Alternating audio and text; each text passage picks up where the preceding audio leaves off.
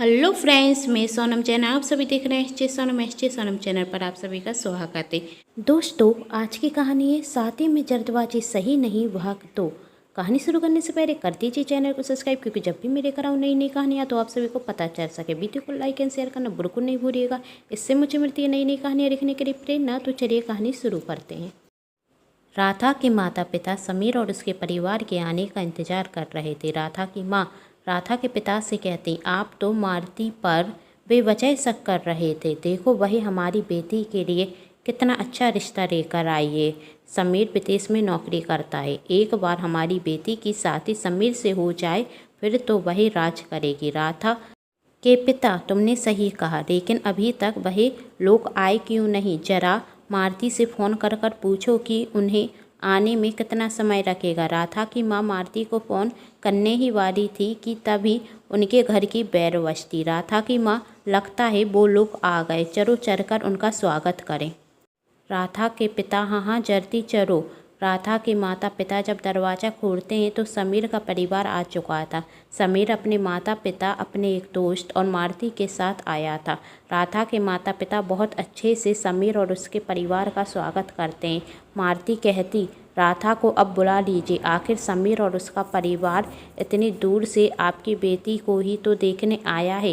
राधा की माँ, हाँ हाँ अभी बुलाती हूँ। राधा की माँ राधा के कमरे में जाती हूँ। राधा को देखकर कहती, कितनी सुंदर लग रही है मेरी बेटी। समीर का परिवार तो तुझे देखते ही रह जाएगा और तुझे देखते ही साथ रिश्ता तय कर देंगे। बस एक बार तेरा रिश्ता समीर के साथ पक्का हो जाए। राधा की माँ राधा की दोस्त स्वाति से कहती, अब राधा को लेकर नीचे आ जाओ, समीर अपने परिवार के साथ आ गया है। स्वाति कहती, आंटी आप चाहिए, मैं राधा को लेकर आती हूँ। राधा की माँ, जल्दी आना बेटा। स्वाति राधा से कहती है, राधा एक बार और सोच ले, ये तेरी जिंदगी का सवाल है। तुझे सच में कुछ अजीब नहीं लग रहा है? कल तक तू मालती को जानती नहीं थी और आज वह तेरे लिए रिश्ता लेकर भी आ गई। राधा स्वाति से कहती, तू सच में बहुत शक करती है। मालती आंटी ने बताया ना, उन्हें भी कर पता चला कि समीर विदेश से आ गया है। और तू ही बता, मालती आंटी को मेरी शादी समीर से कराकर क्या मिलेगा? वो तो मेरे भले के लिए ही समीर का रिश्ता लेकर आई हैं। बहुत सीधी औरत हैं मालती आंटी, तू उन पर शक करना छोड़ दे। और इसमें क्या गड़बड़ हो सकती है, तू ही बता। स्वाति, तू कुछ भी कहे, लेकिन मुझे तो कुछ अजीब लग रहा है और मैं पता लगा कर ही मानूंगी। राधा, बहुत हो गया तेरा, अब नीचे चल, माँ इंतजार कर रही हैं। स्वाति और राधा नीचे आती हैं। तब मालती कहती है, देख लीजिए हमारी राधा बेटी को, मैंने कहा था ना एकदम हीरा है।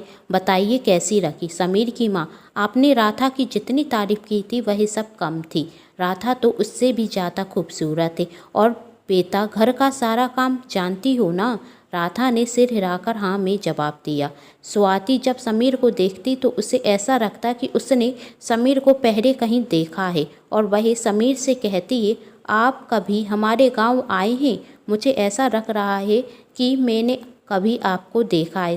समीर, मुझे तो भारत आने का समय नहीं मिलता, तो फिर मैं आपके गांव कैसे आ सकता हूँ? शायद आपने किसी और को देखा होगा। समीर स्वाति की बात टाल देता, लेकिन स्वाति को विश्वास था कि उसने पहले तो समीर को कहीं ना कहीं देखा है। वह समीर से पूछती, आप विदेश में क्या नौकरी करते हैं? समीर स्वाति के हर सवाल का जवाब दे देता।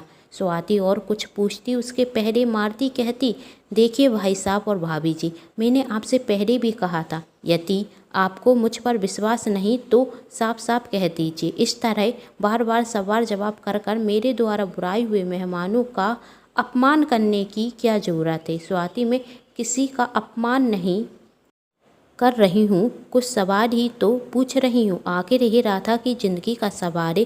तभी समीर कहता है, आपने बिल्कुल सच कहा, आपको मुझसे जो जो सवाल पूछने हो पूछ सकती हैं। आखिर आप राधा की दोस्त हैं तो आपको हक है सवाल पूछने का, और कोई सवाल हो तो आप पूछ सकती हैं। स्वाति कुछ पूछती उसके पहले ही मालती कहती, मुझे तो नहीं लगता कि यह राधा की सच्ची दोस्त है, इसे तो जलन हो रही होगी, तभी तो कोशिश कर रही है ये रिश्ता टूट जाए। आखिर राधा के लिए इतना अच्छा रिश्ता आया है और इसके लिए नहीं आया है। धीरे सी मुस्कान के साथ कहती, यही सब सुनने के बाद स्वाति वहाँ से चुपचाप चली जाती, लेकिन स्वाति शांत बैठने वाली लड़कियों में से नहीं थी।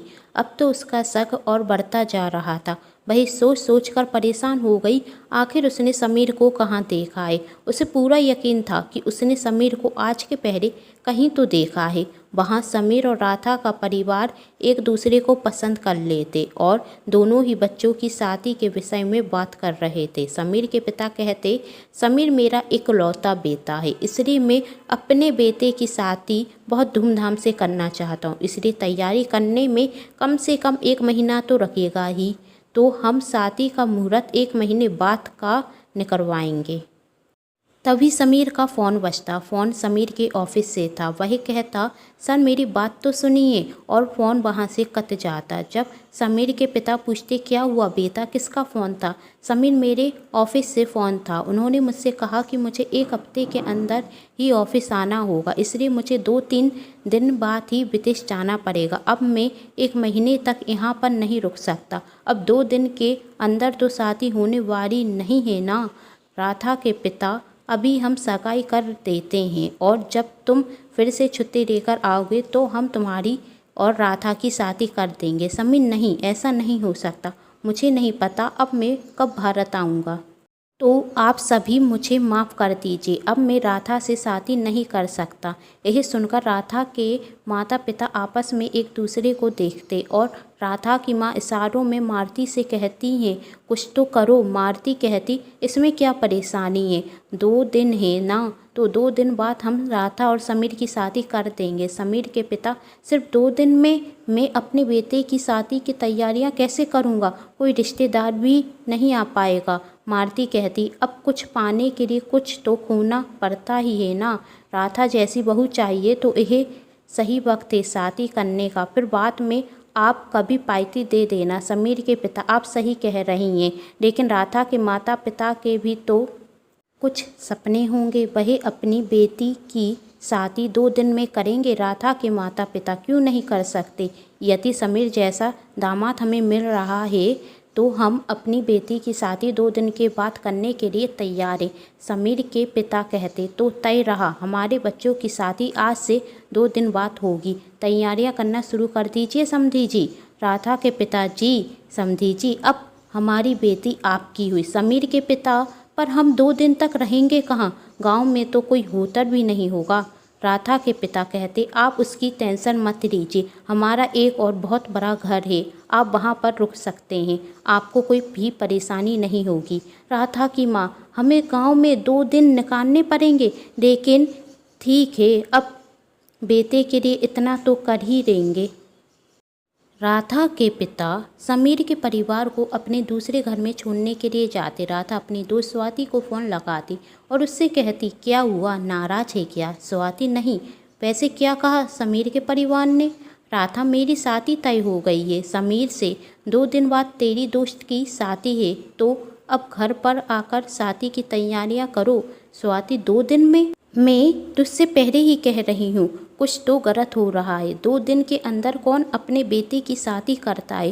राधा, फिर तुम अपनी बकवास करने लगी। समीर के पिता तो चाहते थे कि वह अपने बेटे की शादी बड़ी धूमधाम से करें, लेकिन हमारे ही सामने समीर के ऑफिस से फ़ोन आया और समीर के सर ने समीर से कहा कि 1 हफ्ते के अंदर ऑफिस आ जाओ, ज़रूरी मीटिंग है, इसलिए उन्हें 2-3 दिन के अंदर ही विदेश जाना पड़ेगा, इसलिए हमारी शादी 2 दिन के अंदर हो रही है। और तुझे पता है समीर ने तुझसे माफ़ी भी मांगी, मारुति आंटी ने जो तुझसे कहा उसके लिए, और तू समीर पर ही शक कर रही है। समीर स्वभाव से बहुत अच्छे हैं, इसलिए अब उनकी बुराई करना छोड़ दे। स्वाति, ठीक है, वैसे कहाँ रुके हैं वो लोग? राधा, जो हमारा पुराना घर है वहाँ पर रुके हैं।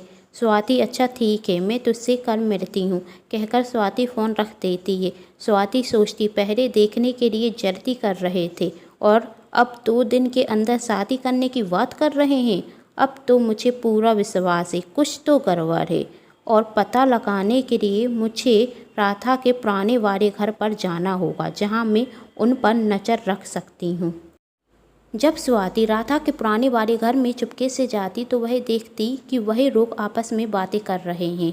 मारुति समीर से कहती, तुमने उस स्वाति के हर सवाल का कितनी आसानी से जवाब दे दिया। मुझे तो लग रहा था कहीं उसके सवाल जवाब के चक्कर में हम फंस ना जाएं। समीर वही लड़की मुझे क्या फंसाती, मैं तो नाटक करने में नंबर 1 हूँ। इतना तो मैं जानता ही था कि किसी के घर लड़की देखने जाऊंगा तो वही मुझसे सवाल जवाब तो करेंगे ही, इसलिए मैंने पहले से ही पूरी तैयारी कर दी थी। वैसे आप भी कम नहीं है क्या पत्ती पराई राधा के माता पिता को कि वह 2 दिन के अंदर शादी करने के लिए तैयार हो गए। बस एक बार शादी हो जाए फिर हमारा काम पूरा हो जाएगा, कहकर जोर से हंसते। स्वाति मैं सही सोच रही थी, यहाँ पर कुछ तो गड़बड़ है, अब मुझे जाना चाहिए। स्वाति वहाँ से जाने वाली थी कि तभी समीर का फ़ोन बजता। समीर किसी से फ़ोन पर कह रहा था, बॉस आपका काम हो गया, अब बस 2 दिन में आपकी शादी राधा से हो जाएगी। आपकी शादी? स्वाति क्या कह रहा है ये? राधा की शादी इसके साथ होने वाली है और यह किससे राधा की शादी कराना चाहता है? आगे सुनती। मेरा नाम बिरजू नाटक वाला है, मुझसे कोई नाटक में जीत नहीं सकता। बस आप चिंता मत कीजिए, मेरी जगह दूरा बनकर आप ही राधा जी से शादी करेंगे और किसी को शक भी नहीं होगा। बस आप मुझे मेरे काम की कीमत देते जाइए। आखिर स्वाति का शक सही निकला। समीर और मारुति मिलकर बहुत बड़ी चाल चल रहे थे, लेकिन क्यों, यह सवाल स्वाति के मन में भी उठ रहा था। आखिर कौन राधा से शादी करना चाहता है, वह भी इस तरह? यहाँ पर कुछ तो गलत हो रहा है। अभी मुझे जाकर राधा और अंकल आंटी को सब कुछ सच सच बता देना चाहिए। मारुति और समीर के परिवार की असलियत जानने के बाद स्वाति क्या करेगी? क्या वह राधा के परिवार को सब कुछ सच सच बता देगी? क्या राधा का परिवार राधा की शादी होने के पहले समीर की असलियत जान पाएगा? जानने के लिए कहानी का नेक्स्ट पार्ट जरूर देखें, जिसके लिए कर लीजिए मेरे चैनल को सब्सक्राइब, क्योंकि जब भी मैं लेकर आऊँ कहानी का नेक्स्ट पार्ट तो आप सभी को पता चल सके। कहानी पसंद आने पर चैनल को सब्सक्राइब, वीडियो को लाइक एंड शेयर जरूर कीजिएगा। Thanks for watching.